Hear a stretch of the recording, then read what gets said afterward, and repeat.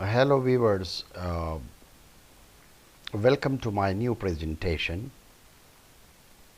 and this presentation is related with bioavailability and bioequivalence. This lecture is very important for all healthcare provider, including pharmacists, physicians, veterinarians, dentists and nurses. So, what do you know about bioavailability and bioequivalence? So, I am going to present the bioavailability and its basic parameters. So, first of all, come toward the basic introduction of the bioavailability. So, bioavailability can be defined as the rate and extent or the amount of absorption of the unchanged drug from its dosage forms. So, it means that amount or that quantity or that amount of a drug which is enter in the general systemic circulation. Bioavailability, the therapeutic effectiveness of a drug depends upon the ability of the dosage form to deliver the medicaments to the site of action at a rate and amount sufficient to elicit the desired pharmacological response.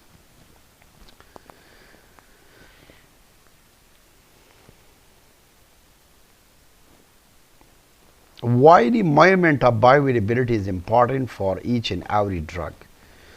So, the therapeutic effectiveness of the drug is totally depend upon the efficiency or on the capability of the dosage form. That for example, you are going to design a particular dosage forms. It may be in the form of tablets, or it may be in the form of suspension or syrup, or it may be solid unit dosage form, it may be liquid dosage form, or it may be semi-solid dosage form. So, that depend upon on the delivery, that to deliver that specific amount of drug to the site of action at the particular rate and the amount sufficient to produce the desired pharmacological response. So, I mean that bioavailability is directly proportional to absorption. So, greater will be the absorption of the drug, so greater will be the bioavailability. So, this attributes of the dosage form is referred to the physiological availability, the biological availability and the bioavailability. So, this is very important that there are certain features, characteristics, attributes of the dosage form which can be referred to the physiological availability, biological availability and bioavailability. Now, let us see here what are the factors that affecting the bioavailability. So, this is clear. So, the factors which can affecting the bioavailability, that is the one is the patient related factors. So, patient related factor, this is also one of the major contributing factor which may directly or indirectly affect the bioavailability of the dosage form of the drug, while the second one is pharmaceutic factor or pharmaceutical factors. So, it may be due to changing of dosage form. The second one, the third one is routes of administration, that through which route you are going to administer a drug and how it can alter the bioavailability of a drug. Now, there are some terminologies which are related to the bioavailability. So, the first one is bioavailable dose. So, what does it mean? Bioavailable dose mean the dose which is available to the patients. Any dose which is available to the patient, so that is the bioavailable dose. It may be, for example, if ibuprofen is 400 milligram and paracetamol is 500 milligram, or for example 250 milligram. So, it means that 250 or 500 milligram drug is available to the patient, that is called bioavailable dose. The second one is systemic availability. The systemic availability means that the amount of the drug that reaches to the systemic circulation, though this is clear that specific amount of drug or quantity of a drug that can reaches to the systemic circulations. The third one is bioavailable fraction. You know about the bioavailability fraction. So, the fraction of administered dose that enter in the systemic circulations. So, what do you mean by fraction? So, fraction mean divided dose, like OD once a day, BD twice a day, and TDS 3 times a day. So, I mean that let us suppose if we are going to administer a drug and for example, and divided dose. So, and that must be entered in your systemic circulation, this is clear. So, if this is what you can say absolute bioavailability. So, the absolute bioavailability must be equal to the bioavailable dose, the dose which is available for the patient, and the administered dose, clear.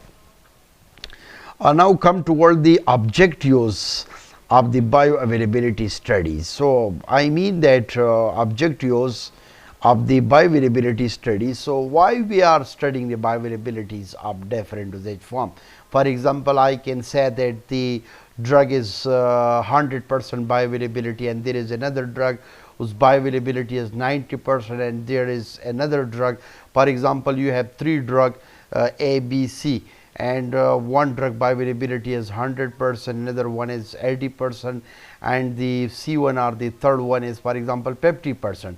So, how we can claim it? So, there are some objectives of bioavailability. So, first of all, you will have to clear that the primary stages of development of a suitable dosage form for a new drug entity to obtain the evidence of its therapeutic utility. So, our main desire is, our main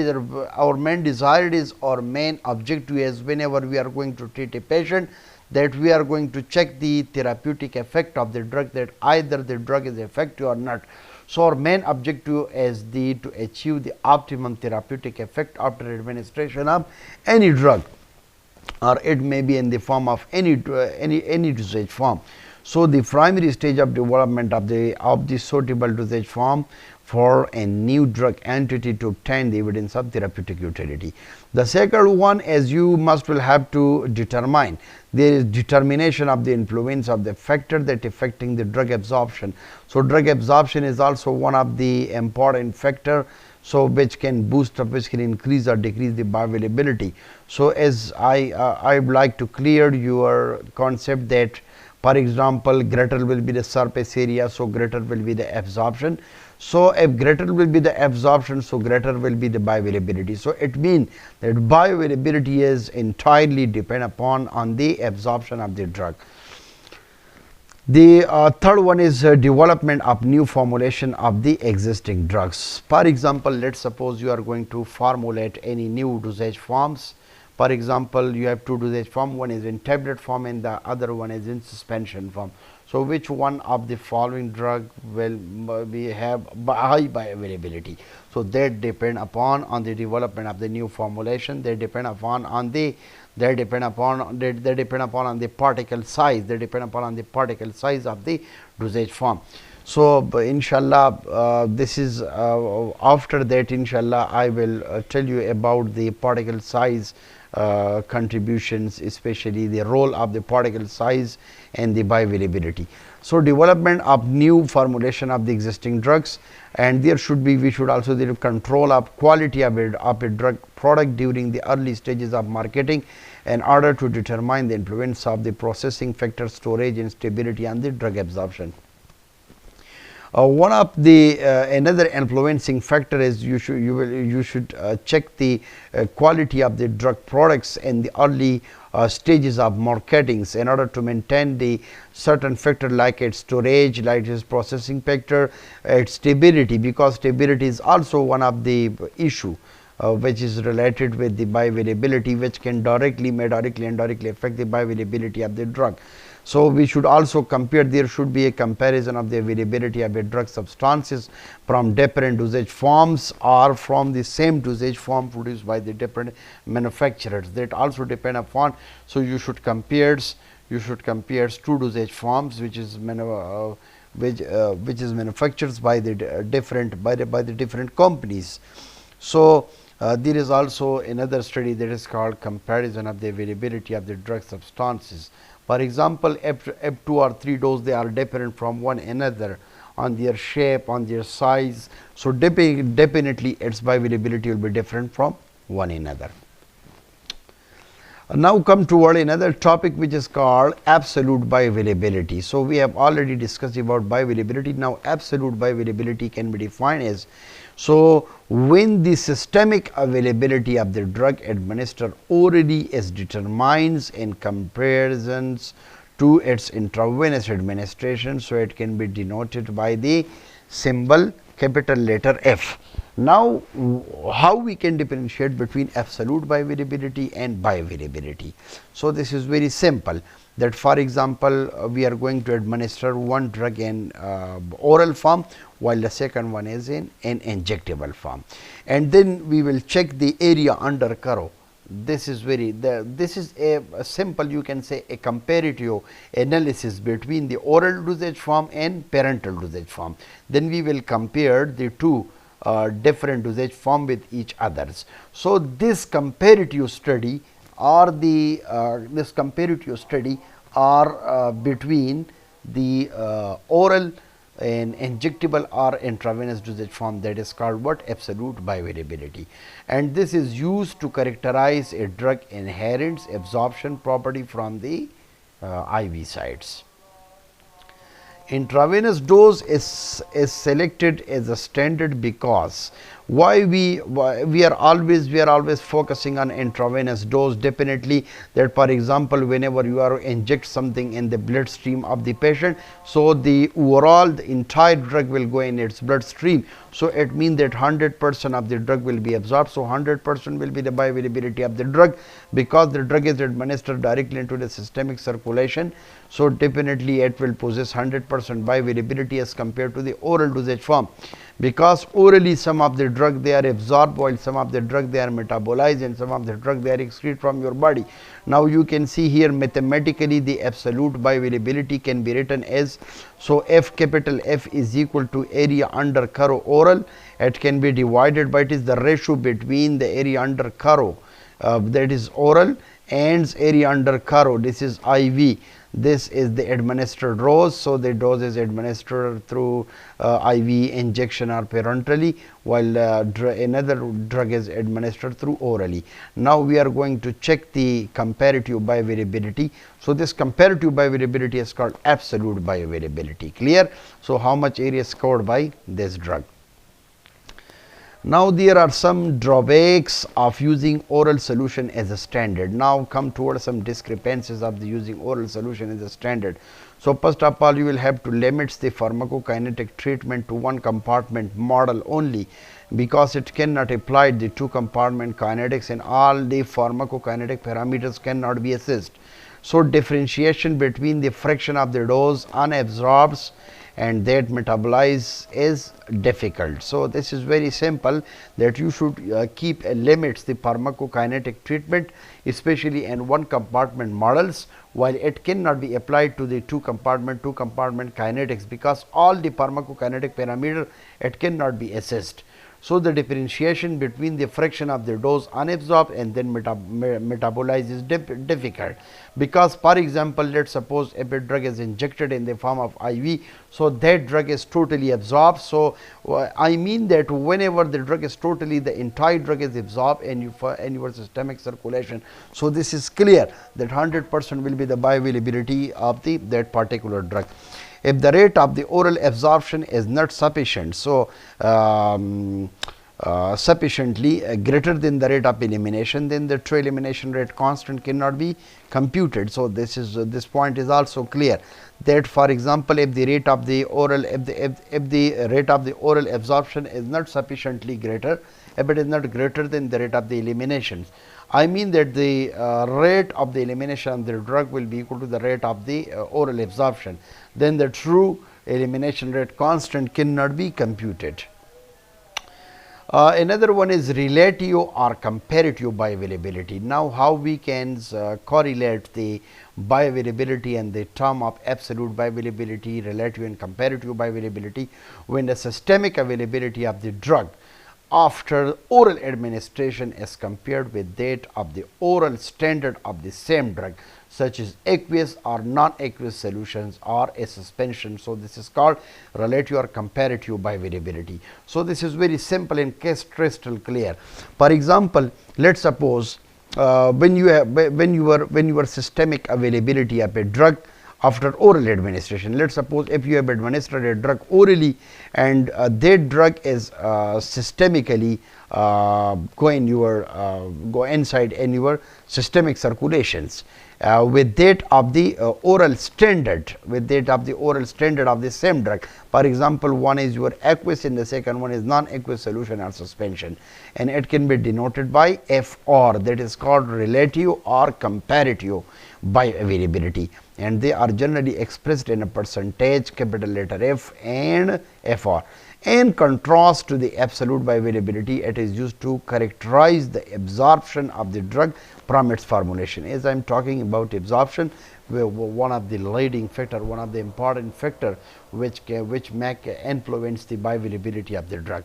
So FR, relative or comparative bioavailability, is equal to the area under curve. This one is the test, or you can say this is the standard, and this one is the standard. So you can say here mathematically the comparative bioavailability can be written as, so we can easily compare the area under curve by the standards, while this one is the area under curve. ठीक है ना, this is the area under curve of the test, and this one is test and this one is standard. So here in this mathematical equations, it is clear that the systemic bioavailability of the drug after oral administrations, it can be compared with the oral standard. So this is the oral standard, this is the oral standard, and this one is the oral administration for the systemic bioavailability. After that, you can easily compare that which one of the following, for example, let's suppose that which one of the following will possess high bioavailability. Either they are systemically absorbed or locally. Another factor is single dose versus multiple dose studies prepared so accurately reflects the manner in which the drug will be used clinically, and it is easy to predict the peak and valleys characteristics of the drug since the bioavailability is determined at a steady state concentration. The small inter-subject variability is observed, such as the study which allowed use of the fewer subjects, and it required the collection of the fewer blood samples. So this is single dose with multiple dose studies. So how we can correlate it? So better evaluation of performance of controlled release formulation is possible, and non-linearity in pharmacokinetics so at present, so it can be easily determined. So it can accurately reflect that the drug will be used clinically, and easy to predict the peak and valley characteristics of the drug since bioavailability is determined at steady state. Now there are some limitation. These are tedious, mean required the prolonged monitoring of the subject, required more time to complete, so it is costly, and poor compliance by the patients, by the subject, and there is greater exposures of the subject to the test drug, increasing the potential for the adverse drug reaction. Human volunteers, or you can say healthy subject versus patients. Study should be carried out in a patients for whom the drug is intended, as they will be benefited for the study, and a patients, they are generally prepared in multiple dose bioavailability studies. Now come toward the advantages of the bioavailability, so it can reflect the better the therapeutic efficacy of the drug. These are the advantages of the bioavailability. Drug absorption pattern and disease states can be evaluated. We can easily evaluate the disease patterns or the disease state of the drug absorptions, or it can also reflect the better, it can show that how much the drug show the therapeutic effect. So the therapeutic effect can be also monitored, or it can be reviewed. We should also avoid the ethical quantity of the administered drug to healthy subject, disease or other disease physiologic changes, or it may modify the drug absorption patterns. Now the disadvantages of the bioavailability. So disadvantages which are establishing a standard set of condition necessary for the study is difficult when the patient is volunteered. So such studies are therefore usually prepared in young volunteers 20 to 40 years.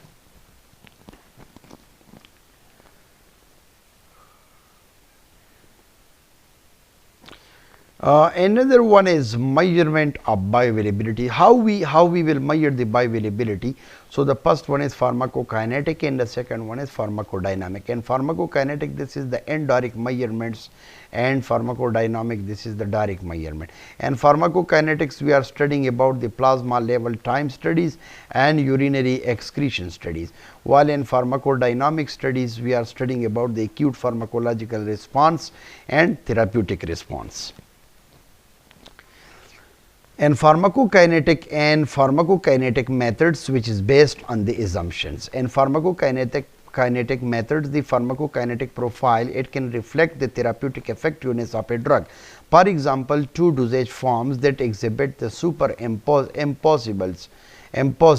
possibles or plasma level time profile or urinary excretion rate versus time results in identical therapeutic activity. So as I have already mentioned here, that one is pharmacokinetic measurement of bioavailability, and the second one is pharmacodynamic.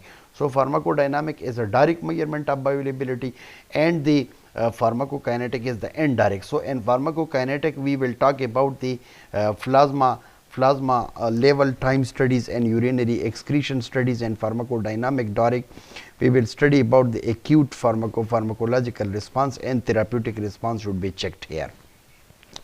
And plasma level time studies and single dose study, the blood samples, they are collected from 2 to 3 biological half-lives after drug administration. IV dose sampling should be start within 5 minutes of the drug administered, and subsequently the samples taken at 15 minutes intervals. At least 3 same points should be taken if the drug follows 1 compartment kinetics, and 5 to 6 points. So if it fits 2 compartment model to describe the disposition process, then the oral dose, at least 3 points should be taken on the ascending part of the curve for the accurate determination of Ka. You know the equilibrium constant, and the points for dispositions or descending phase of the curve must be taken in the manner similarly to that for the IV dose. So bioavailability can be determined by using the C maximum. C maximum, you know, the peak plasma concentration to be achieved, that peak plasma concentration to be reduced 50%, and this is T maximum, and this is AU under area under curve.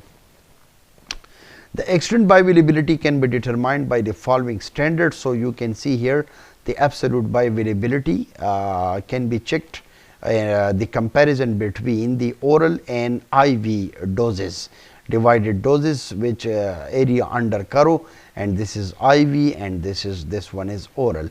Now the second one is, this is the absolute bioavailability, and this is relative bioavailability. And relative bioavailability, you can also compare the two standards. One is also the test one, and the second one is the standard one. So D stands for the dose administered. D stands for the dose administered. It may be in the form of injection, or it may be in the form of an oral dosage form. Multiple dosage studies and multiple dose studies, the drug administered for 5 biological half-lives, time to reach the steady state. Dosing interval should be greater than or equal to the biological half-life. A blood sample should be taken at the end of the previous dosing interval, and 8 to 10 samples after administration of the next dose. The extent of the bioavailability is given, that is called FR. One is absolute bioavailability and the second one is relative. T is the dosing interval. So this is clear. So FR this is called relative bioavailability, in which we can compare the test and the standard dose with each others. And this one is test, so this is D standard and this is D test. This is area under curve.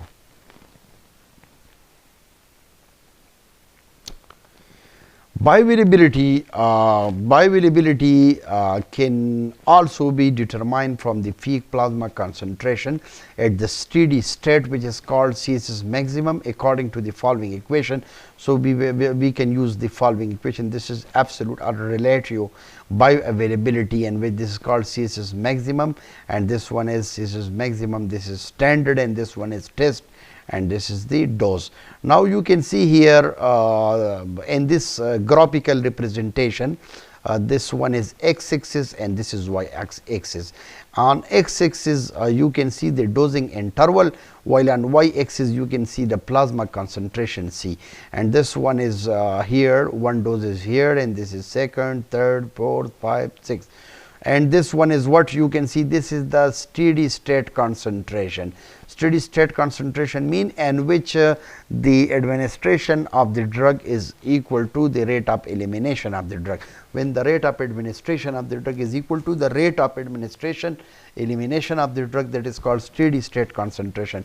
You can say this is what the peak plasma concentration can be achieved, and this one is the area under curve per one dosing interval at steady state. So, at steady state concentration, this is only this area, this is the area under curve for the dosing interval for the single dose which is taken here. This is just a single dose.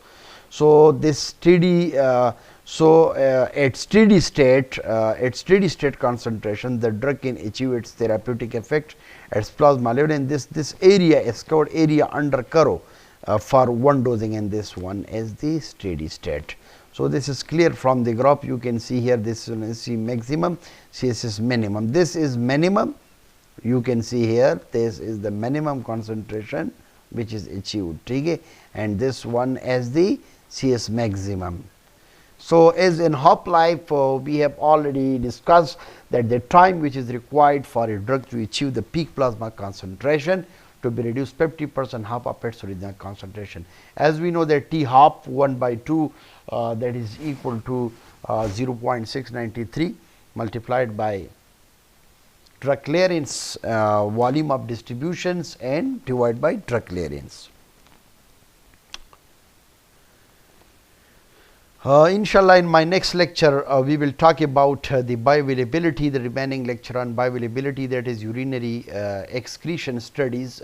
So, we will highlight also this point that how much drug they can be excreted from your body, especially in the form of excretion. Urinary excretion study is important, its methods, and after that determination of area under curve and many and more. So, these are the very important things, and then pharmacodynamic methods. So, that was the pharmacokinetic methods, and then we will study about the pharmacodynamic methods in acute pharmacological response, its advantages and disadvantages. And once again, I am very thankful to all my viewers for watching my lectures. So, this is very important. You should know about the bioavailability, the therapeutic effect, the toxic effects. So, all these things are important, especially for your professional career. Thank you so much for watching my lecture. Wish you all the best.